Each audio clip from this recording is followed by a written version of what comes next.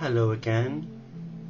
I'd like to spend this short while with you looking at depression as a prayer. Let's begin. Father, Mother God, I call on you and I ask you to speak through my heart, your word, your truth, that there is nothing of me in this, but that I speak only from love, and that I honor you by speaking that truth. Depression. Gosh. Well, I can only speak from my heart, because just over 12 years ago I was introduced to bipolar when my beloved friend, my dear special friend, my blood brother, who was a brother monk with me, Brother Eddie, died of cancer age 42, and he was my brick. I loved him. We laughed together like two schoolgirls in a schoolyard when he would come up from London, where he was working as a senior nurse at the Mildmay Hospice. He would come up about 6 times a year for a long weekend, and we would smoke ourselves silly with normal cigarettes, of course, and we could drink a bottle of whiskey between the two of us each night. And we'd sit up till 5 in the morning laughing and joking. Oh, it was healthy. And then Eddie was given a diagnosis when he came up to live in North Wales to help me set up the Mwyddiad Mercy House Foundation, which was a respite centre for women and children and young men with AIDS. He was with us for 6 months, and then the Alexian brothers, heard of this, and they decided to bring him back into the monastery where he took his life vows, and a few weeks later he died. And I was with a client at the time, working on night duty as a senior nurse in palliative care, and I got the call from home. Eddie's got minutes to live. I downed tools and I drove like some mad idiot from North Wales to Manchester, and I just missed his death by 10 minutes. I was devastated. But in true Sean Eddie fraternity, I washed his body the first time I'd ever seen my friend naked in 28 years. And I prepared him by putting on his habit. I prepared him for burial as the last act of kindness. And I had a cigarette from his supply in his locker. I didn't go to the funeral because there was no need, because I could celebrate his life in my heart in prayer.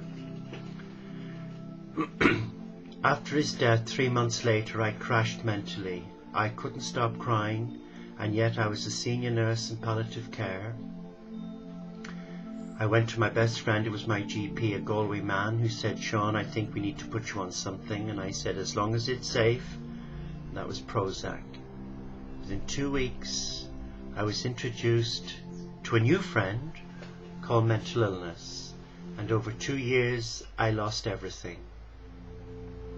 I developed bipolar, suicidal ideation. I was out of control. My GP wouldn't have it because he said these weren't the listed side effects. What I didn't realise at the time, but I did 2 years later, that there was a lot of factual proof withheld by Eli Lilly. But I was lucky. I didn't kill myself. I wasn't successful in killing myself, although I did try several times. But as a result of that, 12 years on, I live each day with bipolar. And some days are good days and some days are not so good. But I was guided in my heart by God in prayer to turn my depression into a prayer. So I managed the dynamics of depression by not giving in, but by just being aware of its dynamics and its impact on my life.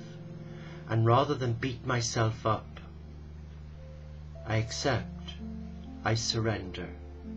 I name and shame my feelings and I release them with love to God. Not easy, but I do it. And I've been told that depression is a blocked crown chakra here. And maybe that's true, because for many years I've held onto a lot of bitterness, a lot of baggage, a lot of hurt, going back to childhood. When I was abused by my father, I never told anybody. When I entered the Catholic monastery and went through some pretty hellish experiences in the name of obedience. When I discovered that I was gay and didn't know what to do with it and lived a lie. When I found myself living in different relationships that were controlling and loveless and hadn't got the courage to say, get free, get real. When I became a doormat, when I allowed people use and abuse me, no wonder I was depressed. But you know, there is a way forward. And about 8 years ago now, I was guided to do a recording using my voice, where the music was composed by a wonderful artist, a musician, where we didn't talk about God or angels or religion or faith or spirituality, and it's called Embracing Your Inner Essence.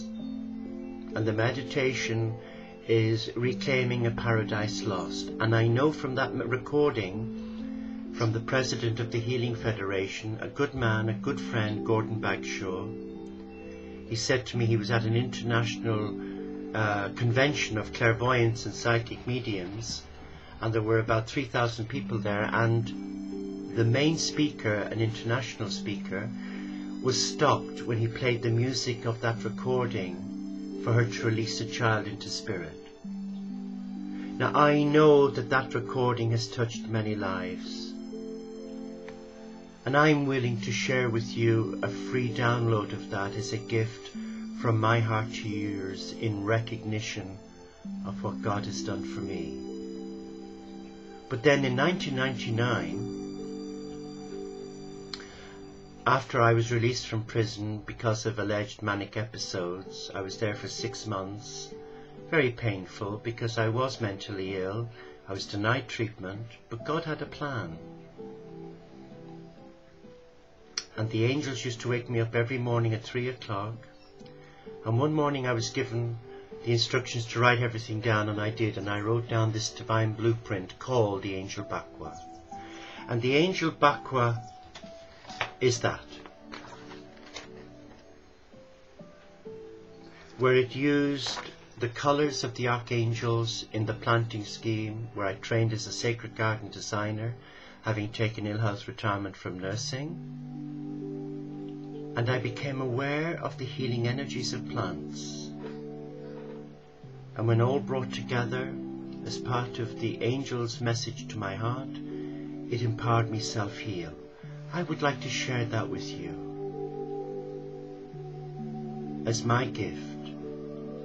Email me at brothersean5@aol.com, lowercase, brother Sean, SEAN 5@aol.com.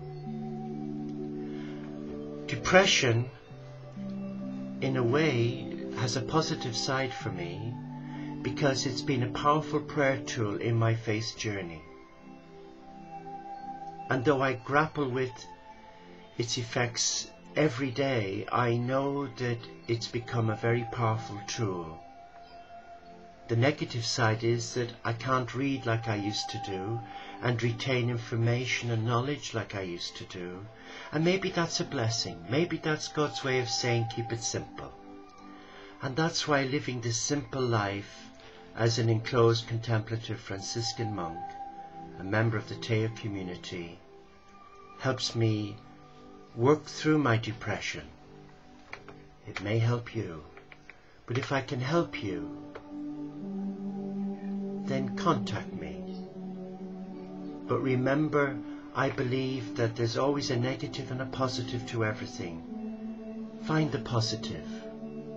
Bless you.